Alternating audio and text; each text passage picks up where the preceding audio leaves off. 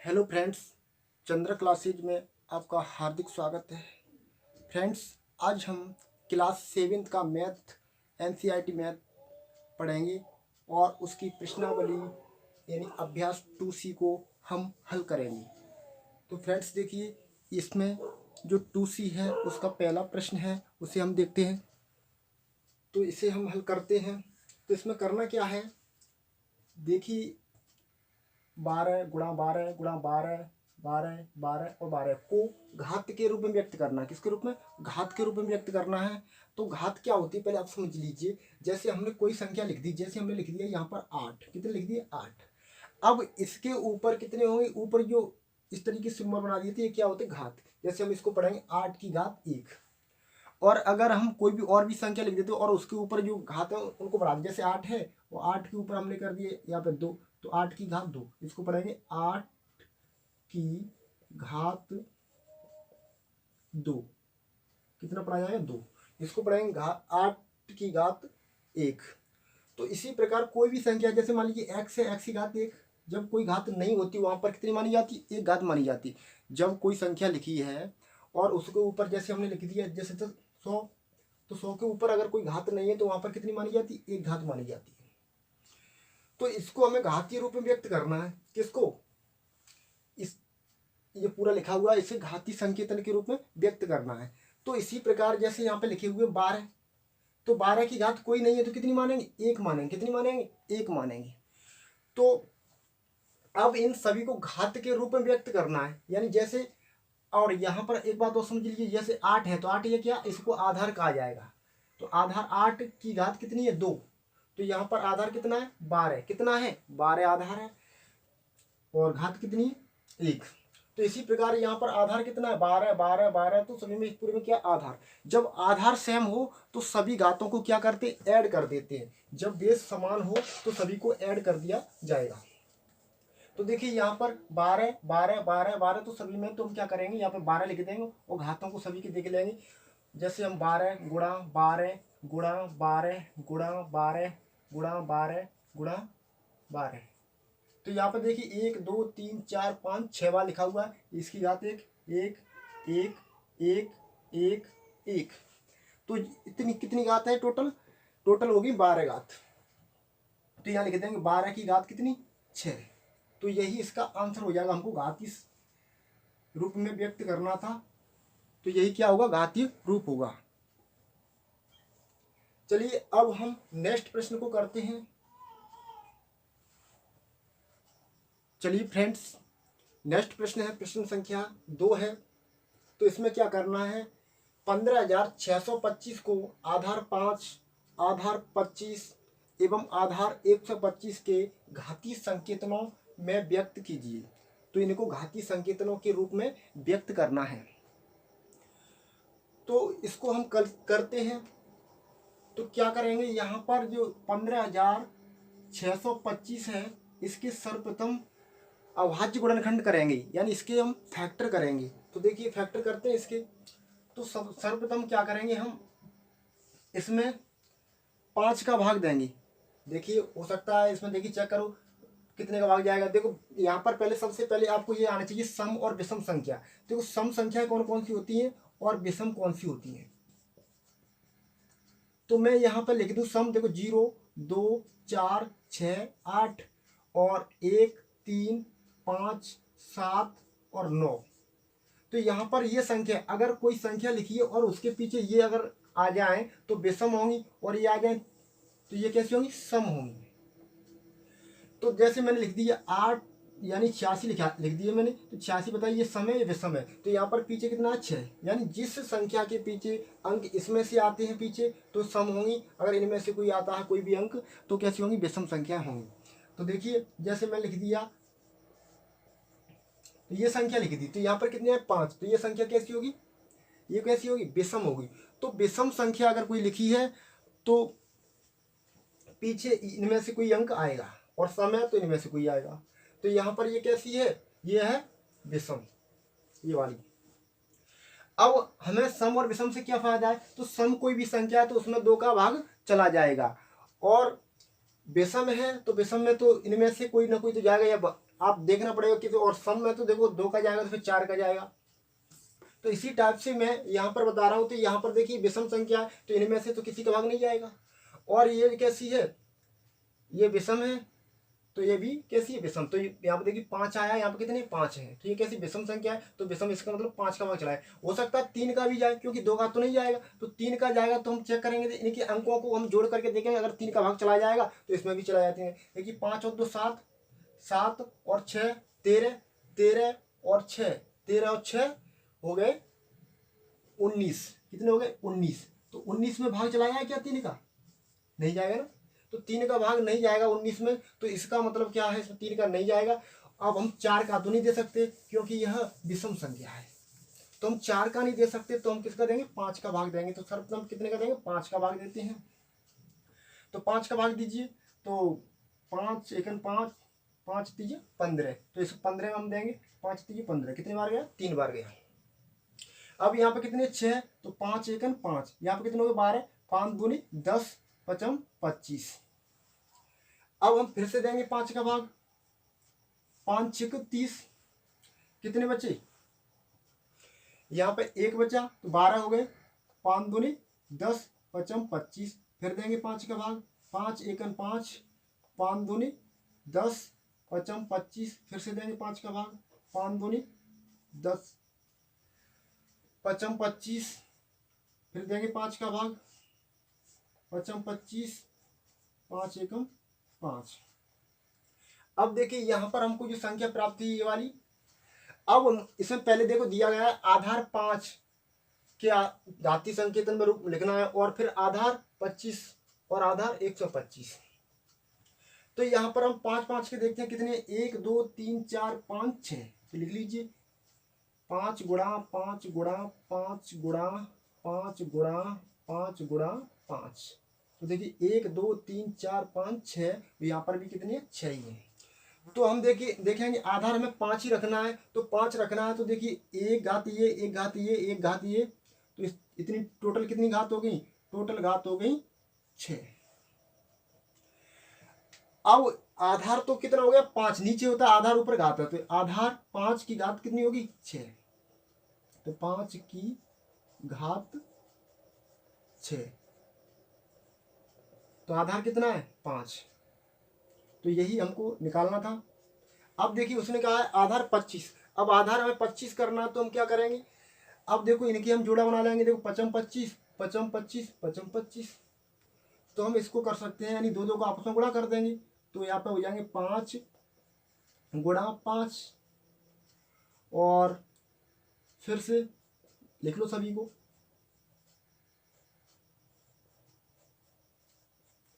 इसकी घात 1, इसकी घात,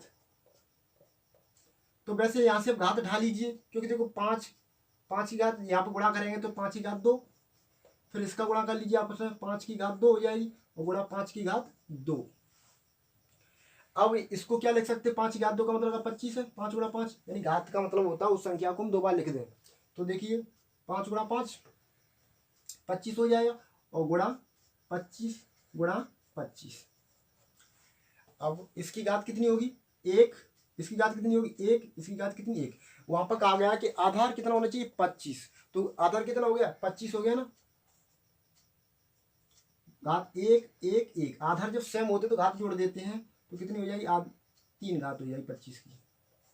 तो आधार हमारा कितना 25, आधार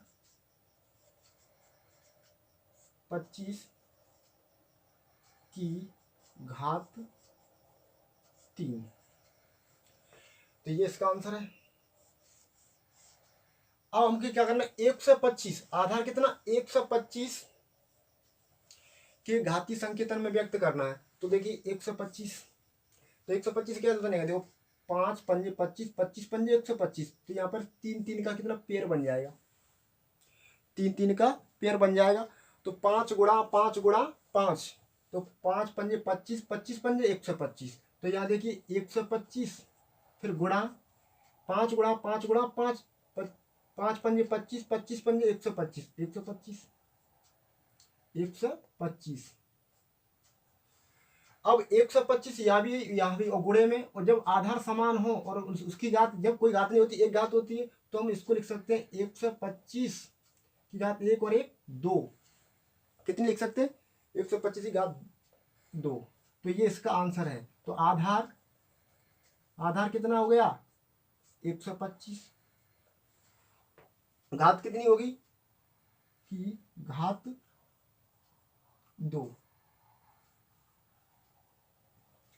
तो ये इसका आंसर है। चलिए अब नेक्स्ट प्रश्न करते हैं। यानी जो प्रश्न दिया है 0.0001 को आधार 0.01 पर घात रूप में व्यक्त कीजिए। इसे हमें घात रूप में व्यक्त करना है। तो घात रूप में बदलने के लिए हम क्या करेंगे? अगर देखो मैं लिख दूं 0.01, ये मैंने लिख दिया, और इसका मैं अगर गुणा करूं 2 बार, देखो 0.01, अगर मैं थोड़ी देर के लिए यहाँ से मैं 0 उठा दूं, यहाँ देखिए पॉइंट है, और यहाँ से भी 0 उठा दूं, तो इनका हम गुणा करेंगे। तो देखिए गुणा करेंगे तो 1 गुणा 1 करेंगे तो कितना हमें प्राप्त होगा? 1। कितना प्राप्त होगा? 1 ही लिख लो, 1। अब देखिए यहाँ पर 0 है, यहाँ भी 0 है, तो हम क्या करेंगे? 1 0 और 1 0 यानी 2 0। अब हम पॉइंट कितने अंक बनाए? 1 2 3 4। 1 2 3 और फिर हमें कितने? 1 2 3 4 अंक बाद पॉइंट लगाना है ना। तो यहाँ पे देखिए 1 2 3। अब एक और अंक हमें चाहिए, तो अपनी तरफ से हम एक और 0 बढ़ा लेंगे। तो पॉइंट कहाँ लगाए? यहाँ लगाएंगे। अब देखिए इनके आगे पॉइंट से पहले 0 था, तो यहाँ भी हम क्या करेंगे? 0। तो यहाँ भी तो हम 0 लगाएंगे। अब देखिए हमें जो क्या प्राप्त करना था, ये मतलब इसी को तो हम ये लिख सकते। इसका मतलब क्या है? हम इसका 2 बार गुणा कराएंगे तो हमको ये प्राप्त होगा। तो जब हमारा आधार समान हो, यानी ये वाली संख्या और ये एक जैसी है, तो हम ऐसे लिख सकते। इसको हम ऐसे लिख सकते, तो हम या ऐसे भी तो लिख सकते हैं इसको, यानी 0.01 की पावर कितनी लिखेंगे? यानी 1 और 1 2, यानी 0.01 की पावर कितनी लिखेंगे? 2। तो ये फिर इसका आंसर रहेगा। तो घातीय संकेतन क्या हो जाएगा? 0.01 की पावर कितनी हमें रखनी थी? 2। तो यहाँ कहा गया था 0.01 पर घात रूप में व्यक्त कीजिए, तो इसकी घात कितनी होगी? 2, क्योंकि हम 2 बार मल्टीप्लाई कराएंगे तो हमको वही संख्या प्राप्त होगी जो दी थी। ये फ्रेंड्स नेक्स्ट प्रश्न है, प्रश्न संख्या 4 है। तो प्रश्न संख्या 4 में क्या है? -343/512 को आधार -7/8 पर घात रूप में व्यक्त कीजिए। तो घात रूप में हमें व्यक्त करना है, तो घात रूप में व्यक्त कीजिए। तो घात रूप में व्यक्त करेंगे तो इसका मतलब क्या है? ये संख्या लिखी है, इसी की कोई ना कोई घात बनेगी। तो हम क्या करें? देखो 7 गुणा 7 गुणा 7 3 बार किया जाएगा, -7 गुणा -7 गुणा -7, तो हमको प्राप्त होगा 343। और ऐसे ही 8 गुणा 8 गुणा 8 करेंगे तो 543, क्योंकि 8 का घन कितना होता है? 512। 512 प्राप्त होगा। 8 गुणा 8 करेंगे तो 512, और 7 का जो घन कितना होता है? 343। तो यहाँ पर हमको करना क्या है? जैसे 343 लिखे हुए हैं, तो इसके हम फैक्टर करेंगे। तो यहाँ पर मैं माइनस चिन्ह भी उठा देता हूँ, इसके हम फैक्टर करेंगे। तो 343 में कितने का भाग बच जाएगा? ओनली 7 का जाए, क्योंकि 7 अभाज्य संख्या है। 7 सत्ते 49, तो आगे निकल जाएंगे। तो 7 पंजे 35, तो ये भी आगे निकल गए। 7 चौके 28, तो कितने बार गया? 4 बार गया। 7 चौके 28। अब 28 और 2 यानी 6 बचे, तो 63। 7 निम्न 63, कितने बार गया? 49 बार। अब हम देंगे 7 का भाग फिर, तो 7 7 49, फिर देंगे 7 का, 7 1 7। तो देखिए यहाँ पर माइनस का चिन्ह लगा हुआ था, तो मैं सभी के आगे माइनस का चिन्ह लगा दूं। -7 गुणा -7 गुणा -7। तो देखिए माइनस के सभी जो 7 प्राप्त हुए हैं, तो इसकी घात 1, इसकी घात 1, इसकी घात 1। तो हमें देखो माइनस गुणा माइनस क्या होता है? प्लस। तो यहाँ एक प्लस और फिर गुणा माइनस, तो हमको प्लस इंटू माइनस क्या प्राप्त होगा? माइनस। तो हमें जो चिन्ह क्या प्राप्त होगा? माइनस का चिन्ह प्राप्त होगा। अब देखिए माइनस का चिन्ह हमको प्राप्त होगा, और आप ये समझ लीजिए अगर कोई किसी संख्या की घात अगर विषम है तो चिन्ह किसका आएगा, माइनस का आएगा, और अगर सम घात है तो किसका आएगा, प्लस का आएगा। तो यहाँ पर देखिए कैसी, जैसे -7 की घात कैसी है, यानी 3 हो जाएगी, तो यहाँ पर कैसी होगी, विषम होगी, तो इसका चिन्ह किसका आएगा, माइनस का आएगा। तो 7 और ये 343 करेंगे तब 7 का जो घन किया जाएगा तब कितना आएगा, 343। तो हमको यहाँ पर क्या मिलता है, हम लिख सकते हैं -7 की घात 3। तो ये तो हमने अंश के किए हैं, अभाज्य गुणनखंड कैसे किए, अंश के। अब इसी प्रकार हर के करेंगे, तो हर कितना है, 512। तो इसके अभाज्य गुणनखंड करेंगे तो सर्वप्रथम, अब देखिए वैसे 8 का भाग दे सकते हो और 2 का जा रहा तो 2 का दे लीजिए। तो हम क्या करेंगे, हमें क्योंकि आधार हमें 8 बनाना है, तो इसलिए हम क्या करें, 8 का ही भाग देते हैं। 2 से भी हो जाएगा, तो मैं यहाँ से 8 से का दे रहा हूँ, तो 8 का भाग देंगे, 8 छिंग 48, 8 छिंग 48, 3 बचे, 8 चौके 32। फिर देंगे 8 का भाग, 8 अट्ठे 64, 8 एकन 8। तो यहाँ पर हमारा जो पेयर बन रहा है यानी 8 गुणा 8 गुणा 8। तो यहाँ पे एक घात, एक ये, तो हम लिख सकते हैं जब आधार सेम होता है तो घातें जोड़ देते हैं। तो हमको क्या प्राप्त होगा, ये हर है, ये अंश है, तो अंश बट्टे हर। तो अंश कितना है, अंश है -7 की घात 3, और बट्टे में कितना है, 8 की घात 3। इसको हम ऐसे भी तो लिख सकते हैं, -7/8 की घात 3, क्योंकि जो अलग अलग घात थी हमने एक ही कर दी। तो ये होगा इसका आंसर।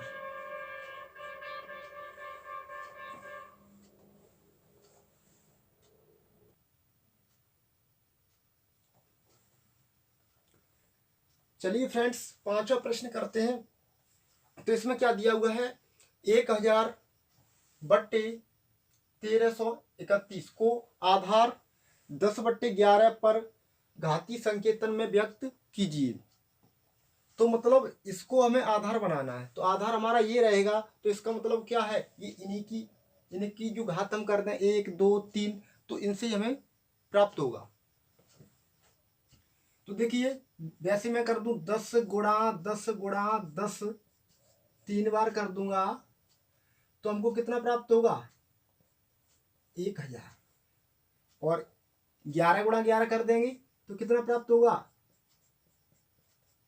तो 11 गुणा 11 121, 121 गुणा 11 करेंगे तो कितना प्राप्त होगा, 1331। तो इसका मतलब हम 10 की घात 3 और 11 की घात 3 कर सकते हैं इसको। तो फैक्टर के रूप में करेंगे तो पहले क्या करेंगे, अंश, तो अंश के फैक्टर करेंगे, तो अंश कितना 1000, और 1000 इसके फैक्टर करेंगे तो देखो 2 का भाग भी चला जाएगा, तो 2 का दे लो, या फिर कितने का देंगे, 10 का। तो मैं यहाँ पर 10 का ही दे रहा हूँ ताकि जल्दी चला जाए। तो 10 एकन 10, फिर 1 2,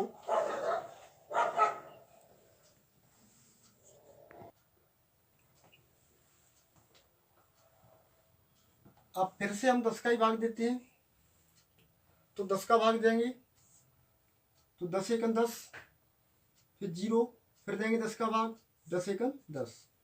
तो हम इसको लिख सकते हैं 1000 को 10 गुणा 10 गुणा 10, तो यानी कितना हो गया, 10 की घात 3। अब हर के करेंगे अभाज्य गुणनखंड, तो 1331। और देखिए 11 कैसी संख्या है, 11 अभाज्य संख्या, तो 11 के अलावा किसी का 11 में भाग नहीं जाएगा। तो हम क्या करेंगे, 11 का भाग देंगे यहाँ पर, तो 11 एकन 11 एक बार गया, तो यहाँ पर कितने बचे, 2 बचे, तो 11 दूनी 22, फिर कितना बचा, 1 बचा, 11 एकन 11। फिर देंगे हम 11 का भाग, तो 11 एकन 11, यहाँ पे 11, 12 में से 11 घटाए तो 1 बचा, तो फिर कितने हो गए, 11 हो गए, 11 एकन 11। अब कितने का देंगे, अब फिर से 11 का देंगे, 11 एकन 11। तो हम लिख सकते हैं यानी 1331 बराबर 11 गुणा 11 गुणा 11। तो इसकी एक घात एक ये कितनी हो जाएगी, 11 की घात 3।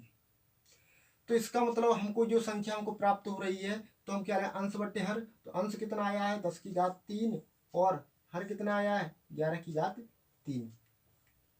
तो ये क्या इसका आंसर है।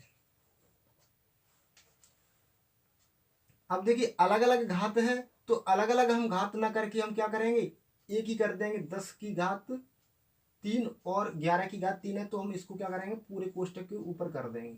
तो ये हो जाएगा आंसर।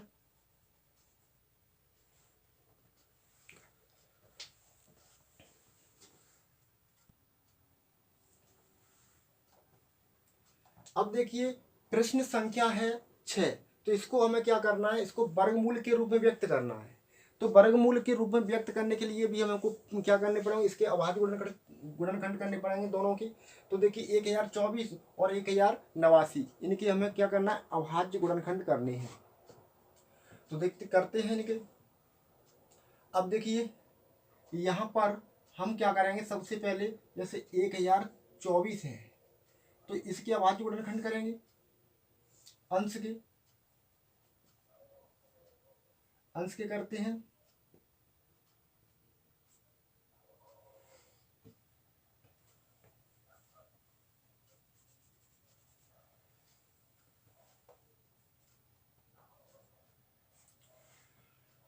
तो सबसे पहले हम देंगे 2 का भाग।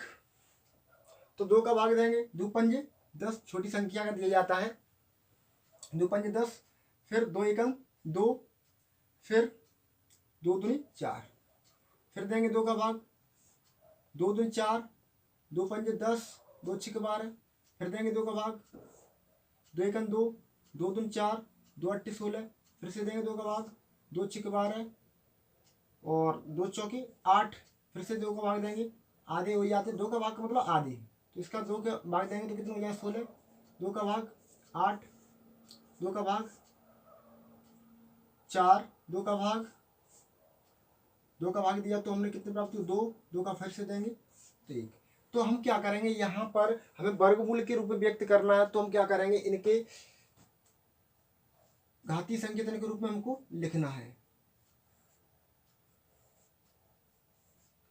तो वर्गमूल में क्या वैसे जोड़ा बनाया जाता है, वर्गमूल में क्या करना पड़ता है, जोड़ा बनाना पड़ता है। तो या फिर वर्गमूल के रूप में लिखे तो वो वर्गमूल लिखना पड़ेगा।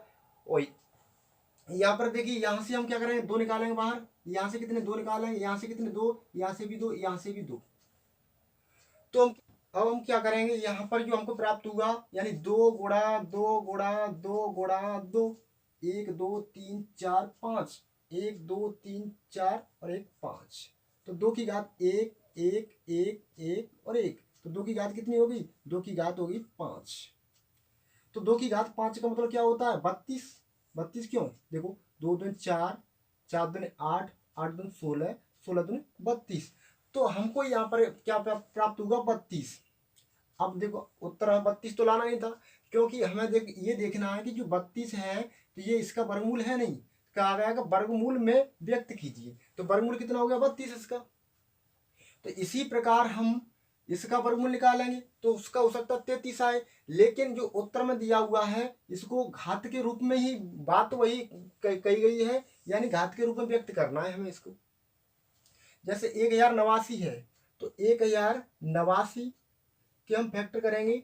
तो देखिए यहाँ पे हम क्या करेंगे, पहले 3 का भाग देखेंगे। देखो 9 और 8 कितने होगा 17, 17 और 1 18, 18 में क्या होगा 3 का भाग चला जाएगा। जब 18 में 3 का भाग चला जाएगा तो हम क्या करेंगे, पहले 3 का भाग देंगे।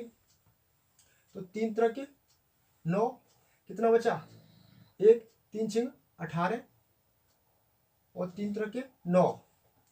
अब देखिए यहाँ पर हम देंगे फिर 3 का भाग, 3 एकम 3, 3 दूनी 6, 3 एकम 3। अब इसमें कितने का जाएगा, अब इसमें जाएगा 11 का भाग। तो 11 का भाग, क्योंकि ये 11 का वर्ग होता है तो हम क्या करेंगे 121। अब इसमें 11 के देंगे कितने बार जाएगा, 11 बार जाएगा। फिर से हम क्या करेंगे 11 का भाग देंगे, 11 एकम 11। अब देखिए हम क्या करेंगे, यहाँ से पेयर बनाएंगे जोड़े।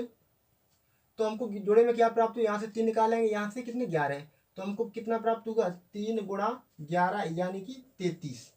तो इसका वर्गमूल कितना होगा 33 होगा।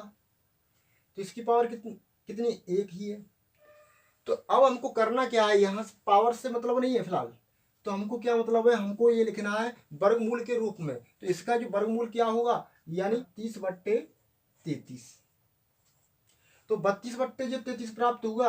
अगर मैं इसका स्क्वायर कर दूं तो हमें क्या मिलेगा, 1024/1089।